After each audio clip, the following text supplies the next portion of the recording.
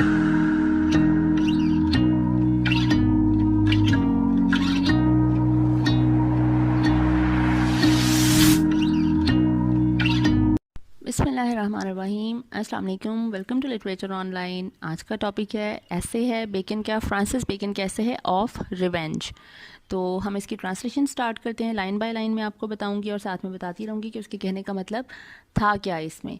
Bacon justify करता है different perspective से एक ही बात को, रिवेंज को, कि बदला लेना किस तरह से, जिस तरह आपको ये जहनी सुकून देगा, और किस तरह से ये एक गलत बात भी है। जहाँ ये एक सही बात है अपना बदला ले लेना, रिवेंज ले लेना, किसी चीज़ को एवेंज करना, उसी तरह ये एक तरह से गलत बात भी है, आपके अपने लिए भी और दूसरे के लिए भी। तो वो दोनों पर्सपेक्टिव और दोनों पॉइंट ऑफ व्यू आपके सामने रखता है, जैसा कि बेकन करता है हमेशा। तो इसकी ट्रांसलेशन स्टार्ट करते हैं। Revenge is a kind of wild justice. वो कह रहा है रिवेंज एक किस किस्म का जस्टिस है। वाइल्ड का मतलब है कि जिसमें कोई लॉ इसको डिफेंड नहीं करता। It is not based on law, ठीक है। ये सिर्फ और सिर्फ आपके जो इम्पल्स और डिज़ायर के अकॉर्डिंगली आप करते हो, ये वो जस्टिस है। एक इंसाफ का वो पैमाना है जो आप अपनी ख्वाहिश के एहतराम के लिए करते हो, ठीक है। Which the more man's nature runs to, जितना इंसान मतलब उसकी तरफ जाना चाहता है, जितना इंसान उस तरफ को जाता है कि आप बदला लेना चाहते हो किसी चीज़ के लिए, the more ought law to weed it out, उतना ही ज़्यादा मुश्किल हो जाता है इसको इरेडिकेट करना। वीड इट आउट का मतलब है इसको ख़त्म करना, इसके असरात को ख़त्म करना। एक होता है किसी ने गलती से कोई काम कर दिया, आप इतना दिल दुखा है, इतना हर्ट हुए कि अब आपने उसको इवेंज करना है, आप उसका बदला लेना चाहते हो, दूसरे बंदे को सज़ा देना चाहते हो। तो जितना आप इस चीज़ के बारे में सोचोगे और इसका बदला लेना चाहोगे, उतना ही इस सारे सिनेरियो को ख़त्म करना मुश्किल हो जाएगा। जिस तरह जागीरदारों में जो लैंडलॉर्ड्स होते हैं, उनमें इसी तरह से जो हैं वो कत्ल हो रहे होते हैं। एक फैमिली दूसरी फैमिली का मर्डर करती है, उसको इवेंज करने के लिए वो फिर पहले वालों का मर्डर करते हैं, फिर वहाँ से फिर ये ख़ानदानी दुश्मनियाँ चलती ही रहती हैं। इसी तरह छोटे छोटे केसेस में भी इस तरह की चीज़ें होती हैं। फॉर द फर्स्ट रॉन्ग, क्योंकि वो कहता है कि जिस तरह जब पहली गलती होती है, उसने रॉन्ग कहा है कि कोई गलती हो गई है, it doth but offend the law, इससे वो कहता है लॉ इफ ऑफेंड नहीं होता, ठीक है। अगर गलती हो गई है तो इससे कोई इतना बड़ा नुकसान नहीं हो जाता, इतना बड़ा कोई लॉ टूट नहीं जाता। But the revenge of that wrong puts the law out of office, लेकिन जब आप उस गलती का बदला खुद लेने चले जाते हो, कानून को उसमें नहीं डालते हो, बल्कि आप खुद उसका बदला लेने चले जाते हो, तो वहाँ पे वो कानून को बिल्कुल आप बाहर रख देते हो, क्योंकि आपने लॉ पे या जस्टिस पे आपने ट्रस्ट नहीं किया। आपने सोचा कि वो लोग कुछ नहीं कर सकते, मैं खुद करूँगा। तो तब आपने क्या किया, आपने लॉ को आउट ऑफ ऑफिस कर दिया, ठीक है, आउट ऑफ द वे कर दिया, ठीक है। किसी पत्थर की तरह उसको रास्ते से हटा के फेंक दिया। सर्टनली इन टेकिंग रिवेंज, वो कह रहा है यकीनन बदला लेने में, a man is but even more with his enemy, even with his enemy, एक इंसान जो है वो अपने दुश्मन के बराबर हो जाता है। मतलब एक इंसान जब बुरा करता है और दूसरा इंसान भी उसके साथ उसके बदले में बुरा कर दे, तो आप बराबर हो गए हो उसके, ठीक है। आप दोनों में फ़र्क कोई नहीं रहा। वो कहते हैं ना, उसने बुरा किया तो मैंने भी बुरा किया, तो फ़र्क क्या रहा, हम दोनों बराबर हो गए, ठीक है। कि आपने कीचड़ में पत्थर फेंका तो कीचड़ आपके ऊपर ही आके गिरा, तो कीचड़ तो गंदा है ही है, आप भी गंदे हो गए हो। But in passing it over, लेकिन अगर आप उस गलती को, जो इंसान ने, किसी ने आपके को गलती किया, इंजर किया, हर्ट किया है, अगर आप इसको पैस ओवर कर देते हो, जैसे आप इसको भूल देते हो, फॉरगिव कर देते हो, ही इज़ सुपीरियर, तो जो फॉरगिव करने वाला है वो एनिमी से सुपीरियर बन जाता है, क्योंकि उसने भुला दिया। वो कहते हैं माफ़ कर देने वाला बड़ा होता है, ठीक है। For it is a princess part two pardon, वो कहता है क्योंकि ये एक रॉयल एक्ट है। प्रिंसेस पार्ट का मतलब है एक रॉयल एक्ट है, माफ़ कर देना, टू पार्डन, माफ़ कर देना। एंड सोलोमैन जो था वो किंग ऑफ इजराइल था, वो फेमस है अपने विजडम और इंटेलिजेंस के लिए, सोलोमैन। वो कहते हैं and Solomon I am sure saith, ये बेकन कह रहा है कि सोलोमैन, क्योंकि बेकन अपने एसेज में कोटेशंस और रेफरेंसेस का बहुत ज़्यादा यूज़ करता है, चाहे वो बिब्लिकल रेफरेंसेस हैं, चाहे वो डिफरेंट जो फिलोसफर्स के रेफरेंसेस हैं, या फिर किसी किंग्स वगैरह के हैं। तो यहाँ पे भी वो सोलोमैन की बात करता है, जो किंग ऑफ इजराइल था, उसकी वो बात करता है। उसने यकीनन ये कहा था, it is the glory of a man to pass by an offence, कि एक इंसान के लिए बड़ी ये शहाना बात है, एक इंसान के लिए एक ये बड़ी बात है कि वो एक ऑफेंस को, एक जिस बात से वो हर्ट हुआ है उसको वो माफ़ कर दे, ठीक है ना, पास बाय, उससे गुजर जाए, उसको माफ़ कर दे, दरगुजर कर दे। That which is past is gone and irrevocable. वो कह रहा है क्योंकि जो गुजर गया है, जो भी गलती हुई थी जिसका अब आप बदला लेने जा रहे हो, वो गलती हो चुकी है, वो पास्ट बन चुका है आपका, ठीक है। वो गोन है, वो गुजर चुका है, इररेवोकेबल। और अब वो सिर्फ जो है वो आप याद, उसकी याद ही है, याद में ताज़ा रखोगे तो अपने ज़ख्म ताज़ा रखोगे, नहीं तो उसे भुला दो। It is beyond recalling them, ठीक है। उसको आप जिंदा नहीं कर सकते उस चीज़ को वापस, ठीक है। वक्त को वापस नहीं ला सकते, जो गुजर गया वो गुजर गया। And wise man have enough to do with things present and to come. और एक अक्लमंद आदमी वही है जिसका सारा फोकस उन चीज़ों पे हो जो आने वाली हैं या फिर जो हो रही हैं, जो अपने प्रेजेंट और अपने फ्यूचर पे ध्यान देता है, वही अक्लमंद आदमी है। और अक्लमंद इंसान वही करते हैं, पास्ट में नहीं जीता अक्लमंद इंसान।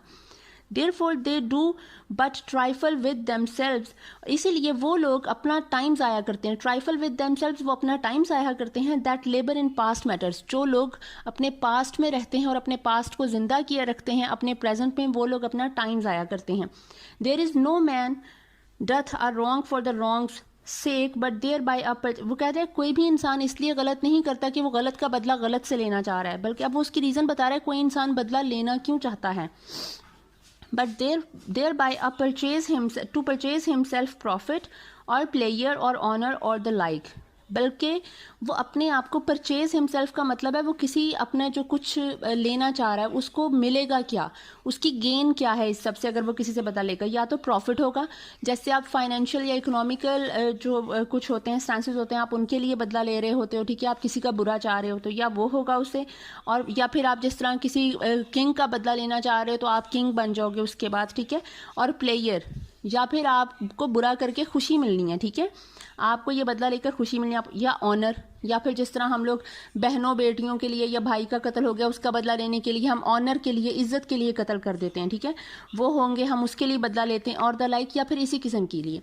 मतलब जो इंसान बदला लेना चाहता है हमेशा उसके पीछे कोई ना कोई वजह होती है। इट माइट बी प्रॉफिट और प्लेयर और ऑनर और द लाइक, या इसी किस्म का कुछ हो सकता है।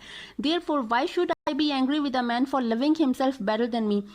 फिर बेकन कहता है क्यों मैं उस आदमी से नफरत करूं जो इंसान अपने आप को हमसे ज़्यादा मोहब्बत करता है। हर इंसान खुद से अपने दूसरों से ज़्यादा मोहब्बत करता है, ठीक है। आप अपना फ़ायदा पहले देखते हो और दूसरे का बाद में देखते हो। तो कहता है उसमें इससे नफरत करने वाली कोई वजह नहीं बनती कि अगर कोई बदला लेना चाहता है तो हम उससे क्यों नफरत करने लग जाते हैं। हर इंसान खुद से ज़्यादा मोहब्बत करता है, ठीक है। And if any man should do wrong merely out of ill nature, और अगर कोई आदमी बुरा करना चाहता ही है merely out of ill nature, क्योंकि उसकी खसलत ही बुरी है, फितरत ही बुरी है, why yet it is but like the thorn or briar which prick and scratch because they can do no other। वो कह रहा है तो भी मैं उसका बुरा क्यों मानूं, या हम उसको किस तरह से रोक लेंगे, उसका हम क्या कर सकते हैं।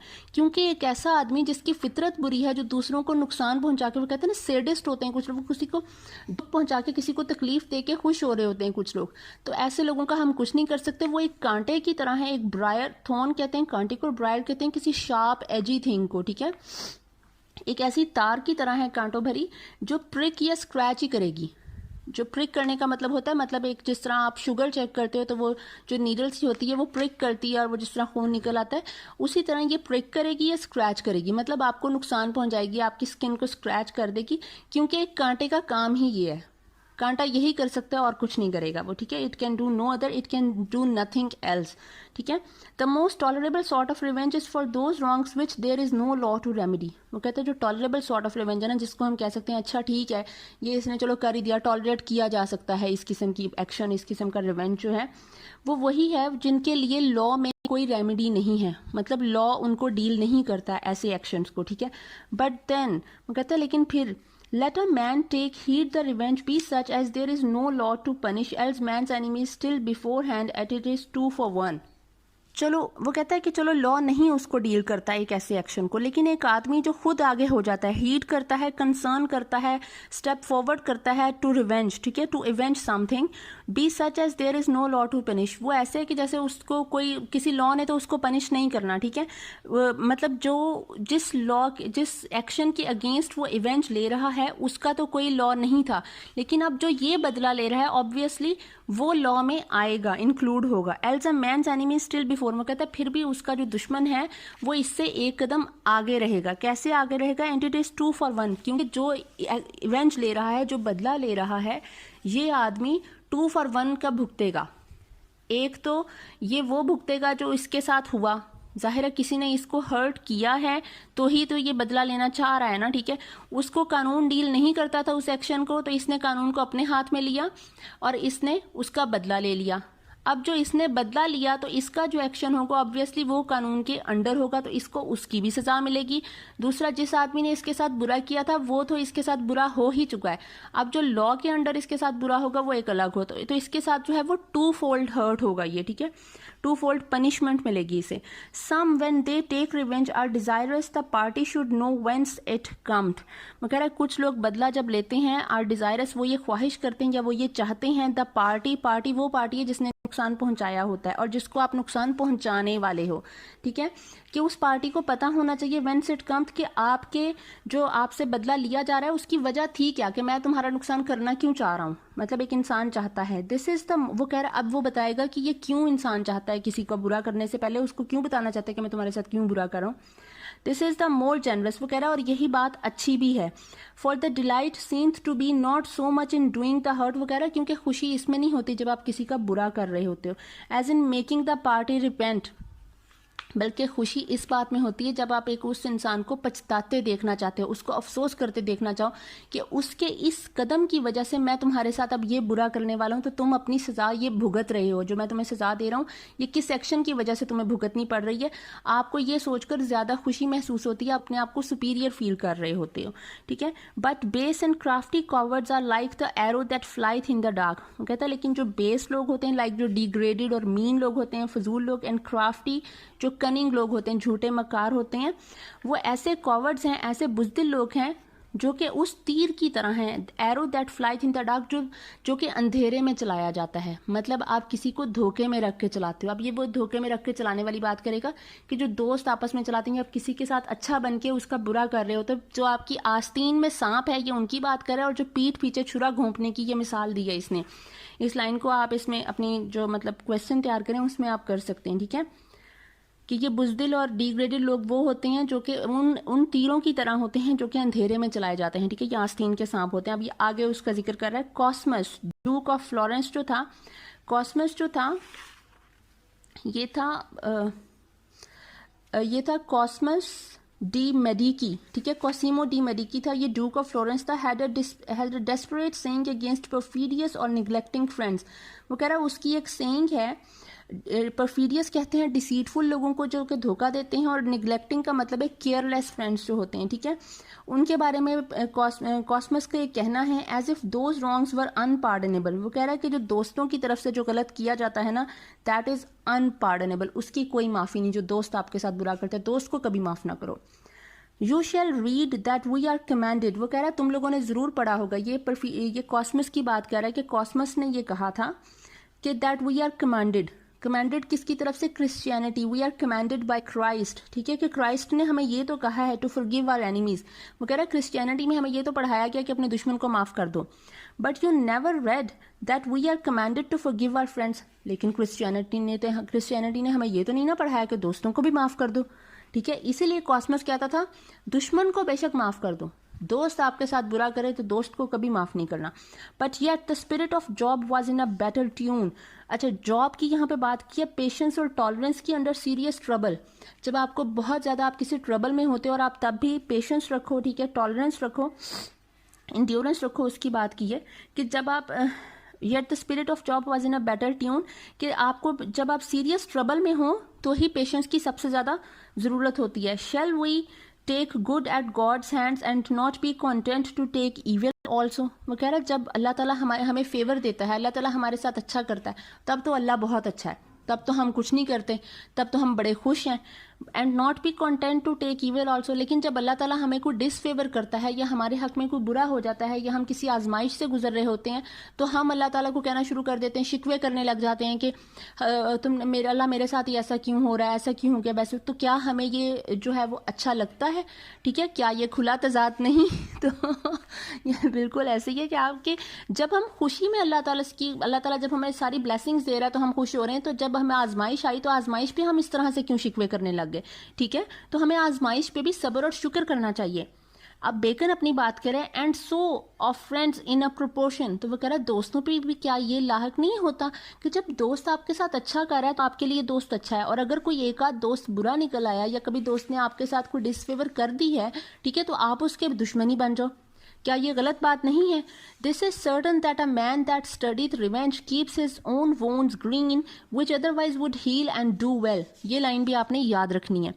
वो कह रहा है एक आदमी जो रिवेंज को जिंदा रखता है अपने दिल में और उसका बदला लेने के लिए, मतलब किसी बुरी चीज़ को बदला लेने के लिए प्लानिंग करता रहता है, हर वक्त उसके बारे में सोचता रहता है कि मेरे साथ ये बुरा क्यों हुआ या कैसे हुआ। वो अपने जख्म को ताज़ा रख रहा है, मतलब उसको रोज़ कुरेद रहा है, उस जख्म को हील नहीं होने दे रहा है। अगर इस जख्म को वो भूल जाता, इसको छोड़ देता इसके हाल पे, उस चीज़ को बार बार नहीं सोचता, तो वो उसका जख्म कब का हील हुआ होता, ये भर चुका होता, लेकिन उसने खुद नहीं होने दिया। ठीक है, public revenges are for the most part fortunate. वो कह रहा है जो पब्लिक रिवेंजेस होते हैं ना, जिस तरह बड़े लोगों के साथ जब कुछ बुरा होता है और आप उसको इवेंज करते हो, तो वो आपके लिए फॉर्चुनेट होते हैं, आपको उससे कोई बड़ी गेन मिलती है। उसकी अब वो एग्जांपल देगा, as that for the death of Caesar. जिस तरह सेजर, जूलियस सेजर की जब असैसिनेशन की ब्रूटस ने और कैसियस ने, तो उसका इवेंज लिया, उसको रिवेंज किया ऑक्टेवियस ने या एंटनी ने। ठीक है, ऑगस्टस ने जब उसको इवेंज किया तो वो क्या हुए, वो उसकी जगह पे थ्रोन पे आ गए। ठीक है, उनको थ्रोन मिल गया तो उनको फ़ायदा हो गया। फॉर द डेथ ऑफ पर्टिनेक्स, उसी तरह जब पर्टिनेक्स की असैसिनेशन हुई, जो पर्टिनेक्स था एक रोमन एम्परर था, उसके लिए उसका जो सक्सेसर था सेप्टिमियस सेवर्स ने इसका बदला लिया, तो सेप्टिमियस सेवर्स जो है वो रोमन एम्परर बन गया इसके बाद। उसके बाद for the death of Henry III of France, जब हेनरी III था फ्रांस का, उसकी एक जो है वो फ्रायर क्लेमेंट ने 1589 में इसको असैसिनेट किया था, मर्डर किया था फ्रायर क्लेमेंट ने 1589 में। ठीक है, हेनरी III को। तो हेनरी IV ने इसका बदला लिया और हेनरी IV उसके बाद जो है वो उसका फ्रांस का जो है वो किंग बन गया था। ठीक है, वो कह रहा है कि जिस तरह आप ये जो पब्लिक रिवेंजेस थे, इनका तो इन लोगों को फ़ायदा हुआ। ठीक है, पब्लिक फिगर्स थी, उनका बदला लिया और ये लोग उसके बाद इनको बड़े फॉर्चुनेट साबित हुआ इनके लिए वो बदला लेना, और ये इक़्तिदार में आ गए। But in private revenges it is not so. लेकिन जो आप एक प्राइवेट रिवेंज लेते हो, किसी छोटी सी बात के लिए एक दूसरे से मुखालफत लेते हो, उसका बदला ले लेते हो, इसमें आप पे कोई फॉर्चून नहीं होती, आपको कोई इक़्तिदार नहीं मिलता, ये आप सिर्फ जो है वो एक मसले में फंस जाते हो, ट्रबल में आ जाते हो। Near rather vindictive person live the life of witches. वो कह रहे हैं इस तरह के जो लोग होते हैं ना, कि जो छोटी छोटी बात को दिल में रख के, वो कहते हैं ना खुन्नस रखने वाले, जेलस लोग, और इस तरह के जो लोग होते हैं, ये विंडिक्टिव लोग होते हैं, जो जेलस होते हैं, जो कि बदला लेने की आग में जलते रहते हैं। ठीक है, ये एक ऐसी जिंदगी जीती हैं, live the life of witches, जिस तरह चुड़ैलें जीती हैं। ठीक है, ये चुड़ैलों की जिंदगी जीते हैं। Who as they are mischievous, क्योंकि चुड़ैल जो है वो इसको एक बुरी एक मतलब फिगर कहा गया, जो हर वक्त जो है वो दूसरे को हार्म करने में, इंजर करने के प्लान करती रहती है। ठीक है, तो वो उसके चक्कर में जीती रहती है। सो एंड दे इनफॉर्चुनेट, और इसीलिए उनका एंड भी बुरा होता है। ये जो रिवेंजफुल पर्सन होते हैं, they meet a sad fate, ये हमेशा अनफॉर्चुनेट ही रहते हैं, and their end is always unfortunate like the witches. तो आई होप आपको इस ऐसे की अब तो बड़े अच्छे से समझ आ गई होगी। Thank you so much.